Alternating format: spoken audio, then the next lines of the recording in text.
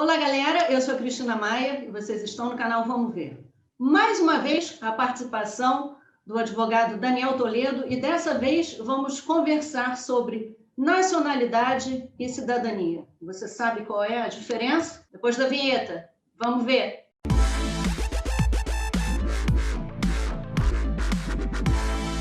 Daniel Toledo, é um prazer recebermos você mais uma vez aqui no canal Vamos Ver. Obrigado, Cristina, mais uma vez agradeço o convite. Quero agradecer também a todos os seus inscritos pelo carinho. Muitas pessoas no outro vídeo deixaram mensagens lá no nosso canal. Muito obrigado mesmo. Uma apresentação sua, para quem não conhece o seu trabalho? Eu sou advogado, especialista em direito internacional, trabalho com imigração tanto para o Brasil como para muitos países da Europa e para os Estados Unidos também. Tenho uma empresa com base no Brasil, a base, a matriz dela é no Brasil, em São Paulo, mas também tenho escritórios em Santos, Houston, Miami e uma associação em Portugal. Daniel, primeira pergunta, eu já vou começar logo para a gente decifrar. Qual é o conceito de nacionalidade e o conceito de cidadania? Nacionalidade, ela vincula a pessoa a um determinado país. É o vínculo jurídico que existe entre aquela pessoa e aquele determinado país. Ou, como diz a própria lei, o Estado. A cidadania é um conjunto, ela engloba um conjunto de direitos que decorrem da nacionalidade. Por exemplo, os direitos civis, os direitos políticos, etc. O nacional não é necessariamente um cidadão e vice-versa? Um nacional, ele tem um vínculo terreno, um vínculo de terra com aquele determinado país. Ele nasceu naquele determinado país, ou ele tem algum tipo de vínculo de nascimento com aquele determinado país, seja ascendente ou descendente. A cidadania é um direito atrelado à nacionalidade que engloba direitos civis, políticos e outros. Então, por exemplo, o cidadão não necessariamente nasceu naquele país. Vou dar um exemplo dos Estados Unidos. Depois de 5 anos de green card, com exceção de casamento, que são 3 anos, depois de 5 anos você pode pedir a sua cidadania americana, que não quer dizer que você tenha a nacionalidade americana. A nacionalidade por aquisição e nacionalidade por atribuição. Aí a gente vai entrar se é nacionalidade, se é cidadania, como funciona? A nacionalidade por atribuição é aquela considerada nacionalidade originária, né? O que a lei chama de nacionalidade originária. Você adquiriu em razão de você ser filho de alguém que é nacional daquele determinado país, ou você adquiriu por você ter nascido naquele determinado país, e não importa com qual idade você adquiriu isso, esse efeito é um efeito retroativo, ele volta como se você tivesse efetivamente nascido naquele determinado país. Acontece muito na questão da cidadania italiana, né, que as pessoas pedem. E a nacionalidade por aquisição é a chamada por lei de nacionalidade derivada, ou seja, ela deriva de uma situação externa. Então, por exemplo, você pode virar nacional de um determinado país por ter adquirido, casado com um nacional daquele país, por exemplo. Né? Você pode adquirir por ter aplicado um determinado tipo de visto. Você pode adquirir por ter feito um determinado tipo de investimento. Ou seja, não existe um vínculo sanguíneo, existe um vínculo condicional a uma situação externa. Então, nós temos duas situações aqui em Portugal.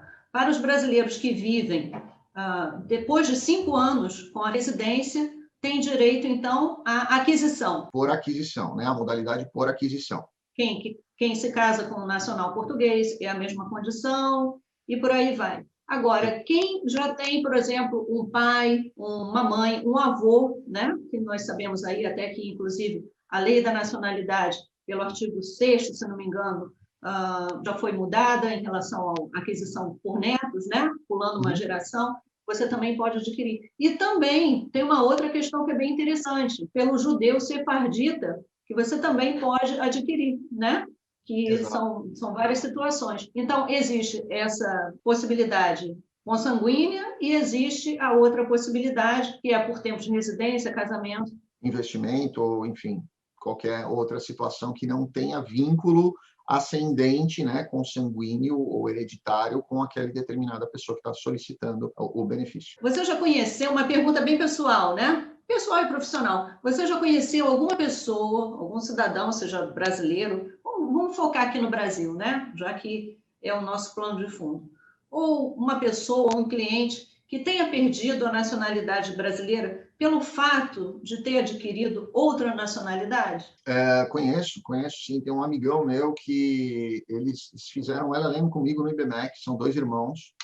Um hoje mora em Hong Kong e o outro mora em Singapura. E eles trabalham para uma mega financeira internacional, né? Uma mega empresa de investimento. E apareceu para o irmão mais velho, a possibilidade dele pegar a cidadania de Singapura, né? Ele teve que renunciar à brasileira para que ele pudesse pegar o passaporte de Singapura, que, na minha opinião, é o passaporte mais divertido do mundo, né? Singapura é o país que tem mais acordos com países no mundo, tem praticamente livre acesso ao mundo inteiro, passaporte extremamente respeitado, é um país, né, que vamos chamar assim de país, apesar da China não reconhecê-lo dessa forma, com uma capacidade financeira muito grande, muitas coisas acontecem em Singapura, e quando ele tomou essa decisão, ele fez com dor no coração, porque ele realmente não queria abrir mão da brasileira. Mas foi o que, comercialmente, para ele, ele escolheu realmente ficar lá para o resto da vida dele, a mulher dele é de lá, e os filhos dele nasceram lá, então ele tem todo um vínculo lá que ele resolveu ficar. Essa foi a situação que eu conheço. Numa outra, eu não conheço a pessoa, mas eu fiquei sabendo que essa pessoa perdeu por processo, inclusive, foi por uma determinação judicial de um brasileiro que fez... Ele trabalhava com tráfico de drogas, né? Ele levava droga para a Europa, para 2 países da Europa, se não me engano, era Alemanha e França. Foi preso, foi condenado e no Brasil ele respondeu a um processo de perda de cidadania. Ele perdeu a cidadania. Você já trabalhou em algum processo de reversão? Exemplo, eu adquiri a minha nacionalidade portuguesa. Vamos supor que eu tenha perdido a minha brasileira. Eu não posso ficar sem a minha brasileira porque eu sou beneficiária civil federal e recebo a minha pensão através do Brasil. Pela lógica, corrija-me se eu estiver errada, eu perdendo a minha nacionalidade, eu perco o meu benefício. Certo. Existe algum processo que a gente pode reverter essa situação? Não vamos falar do caso em específico de recebimento de pensão, porque não é nem minha área de atuação, então eu não teria como te responder com precisão sobre isso. Mas processo de reversão dessa questão da cidadania depende. Porque, assim, se você for olhar, a lei diz muito claramente que quando você entra num processo de perda de cidadania, é garantido sempre a você a ampla defesa, o contraditório, ele é um processo formal, ele rola um processo formal, né? E esse processo formal, ele vai ter uma hora que ele vai ter o trânsito em julgado certificado, trânsito julgado em certificado, trânsito em julgado certificado, você não vai mudar aquela decisão, salvo alguma condição extraordinária que eventualmente possa trazer algo justificável, novo e inquestionável. Eu imagino que há sim a possibilidade da pessoa fazer a reversão em algo realmente justificável, novo e extraordinário, mas não é algo simples e com certeza absoluta não será algo barato para essa pessoa poder fazer e reverter. Vamos lá, seguindo, Daniel. Os benefícios e as vantagens de ter mais de uma nacionalidade. Você tem dupla nacionalidade, não tem? Eu posso falar nós podemos ficar conversando até amanhã aqui por causa disso. Eu acho que o maior patrimônio que eu quero deixar para o meu filho, eu acho que o maior bem que eu quero deixar para o meu filho são 3 nacionalidades, né? São 3 cidadanias que eu quero deixar para ele. A brasileira, a italiana, que já temos, e a americana, que quando nós acharmos que, no quesito tributário, que foi o que eu falei agora, quando for realmente interessante, no momento certo, a gente acaba pedindo. Mas, por enquanto, ainda não é nem para mim, nem para ele. E eu costumo dizer também para as pessoas, para elas prestarem atenção, todo mundo quer pedir, não, eu quero pedir logo a cidadania para garantir dos meus filhos. Lembrem, né? Principalmente a americana, lembrem que ele precisa ir para o exército, né? Se você está pedindo aí uma cidadania de um determinado país que costumeiramente costuma enviar soldados para zonas de conflito, pensem bem se de repente não é melhor esperar um pouco mais também. Às vezes é interessante, às vezes não é. Primeiro que a gente vive num mundo globalizado, que a cada dia ele abre mais portas e fecha mais portas. E se você tem um passaporte que permite que você, num eventual momento de crise ou num eventual momento de, poxa, eu preciso abrir uma empresa num determinado lugar, eu preciso empreender num outro lugar, eu preciso ter um documento para assinar naquele determinado lugar, mas se eu não tenho um documento da Comunidade Europeia, por exemplo, né, da União Europeia, a coisa fica muito mais difícil. Então, eu acredito sim que se existe a possibilidade, independentemente da pessoa, eu tenho meu avô é português, eu não quero morar em Portugal, não interessa.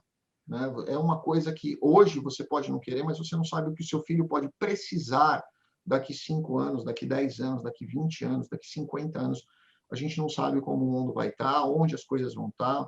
Cada vez mais o mundo se torna populoso, né? Então, assim, a competição por trabalho, a competição por mercado, a competição por estudo. Então, eu acho que você ter aí uma segunda cidadania, um segundo passaporte, é realmente hoje um dos requisitos necessários para esse mundo globalizado. E os benefícios, né? Como, por exemplo, você quer morar nos Estados Unidos através do visto E2. O E2 é um visto para cidadão de país que tem tratado de navegação e comércio. Infelizmente, o Brasil não, a maioria dos países da América do Sul, a maioria dos países da Europa, tem muitos países da Ásia. A pessoa adquire um negócio, monta um negócio dentro dos Estados Unidos, faz um investimento nesse negócio, o investimento é super baixo, e essa pessoa passa a ter direito de trabalhar legalmente nesse negócio, morar legalmente nos Estados Unidos, ter Social Security, ter todos os benefícios de estar morando dentro dos Estados Unidos. Obviamente não vai ter os direitos políticos de um residente permanente, um cidadão, mas vai com certeza absoluta ter aí o direito dela se estabelecer, morar legalmente, trabalhar legalmente. Tem pessoas que chegam até a mim com esse certo receio de perderem a nacionalidade brasileira pela obtenção de uma segunda nacionalidade. Vamos falar da nacionalidade portuguesa, que é aqui, de repente, o foco do canal. Existe algum fundamento nesse receio, nesse medo que as pessoas têm? Existe e não existe, porque assim, eu inclusive vi um vídeo até recente de um advogado falando que se o brasileiro adquirisse a cidadania americana, ele perderia o direito à nacionalidade, consequentemente, cidadania brasileira. Mas isso não procede, porque hoje, se você for olhar a legislação brasileira, eu estou dizendo, tá? A Constituição Federal de 88, no seu artigo 12, também a Lei 445 de 2017, também o Decreto 9199 de 2017 e a Convenção, várias outras convenções, né, que o Brasil é signatário. Mas, mais especificamente, vamos falar do artigo 12, que é o que realmente muitas pessoas batem nele e falam sobre ele. Ele fala, vamos lá, eu vou ler exatamente o que o artigo prevê. Será declarada a perda da nacionalidade do brasileiro que, 1, tiver cancelada sua naturalização, seja por sentença judicial ou em virtude de atitude nociva ao interesse nacional. 2, adquirir outra nacionalidade, vírgula, salvo nos casos de reconhecimento de nacionalidade originária pela lei estrangeira, que é o caso do português. B, imposição de naturalização pela norma estrangeira ao brasileiro residente no estado estrangeiro, como condição de permanência em seu território e exercício de direitos civis, que é o caso que acontece em Singapura. Por lei local, eles são obrigados a abdicar, renunciar qualquer outra cidadania que eles possam ter de qualquer outro país. Ou seja, uma condição sine qua non para você ter uma cidadania de Singapura é que você não tenha nenhuma outra de nenhum outro lugar no mundo. E, nesse caso, a lei brasileira diz que o brasileiro que renunciar ou perder, ele passa a ser tratado dentro do Brasil como um cidadão estrangeiro. Mas não é o caso de Portugal, não é o caso da Itália, não é o caso da França, não é o caso dos Estados Unidos, onde, por tratado internacional, ele permite que o brasileiro adquira uma segunda cidadania ou a nacionalidade, já acho que as pessoas entenderam a diferença, sem que isso impacte diretamente na perda da nacionalidade brasileira. Daniel, muito obrigada mais uma vez pela sua participação e pelas suas pérolas explicativas aqui no canal Vamos Ver. Obrigado mais uma vez, Cristina. Um grande abraço a todos os seus inscritos. Muito obrigado pelo convite. Estamos sempre à disposição quando você precisar. Vamos ver. Vamos ver. Grande Obrigada. abraço a todos. Obrigado.